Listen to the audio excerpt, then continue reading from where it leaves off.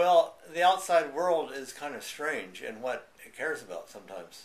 I mean, usually the international press only give attention after there's a war somewhere or after there's been a massacre. uh, in the spring of '98, hundreds of thousands of people were marching every day in Pristina, in the capital. And the world press was essentially oblivious of that. I was doing some nonviolence training, and four people that I was with and I were arrested and thrown in prison.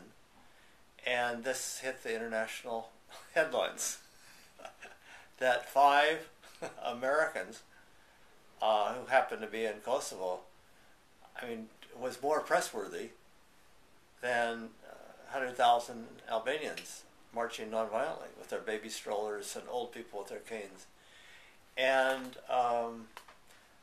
that's stupid that the world doesn't seem to care until there's either Americans or Westerners that are arrested or killed or whatever, or there's been a war.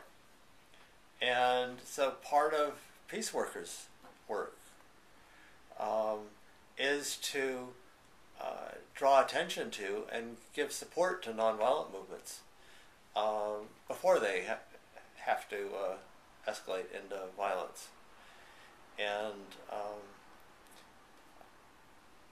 I think that very often in the world there is injustice. I mean, very often in the world there is injustice, and there's violent oppression, and there has to be change. And the question is that change going to come about peacefully, or is it going to come about through violence? And from my understanding, violence doesn't very often really solve the conflict. It just escalates it, or it's temporary. And so the alternative is to support the nonviolent movements and nonviolent struggles. And I think presently in the world, unfortunately, too often, people just ignore the nonviolent movements.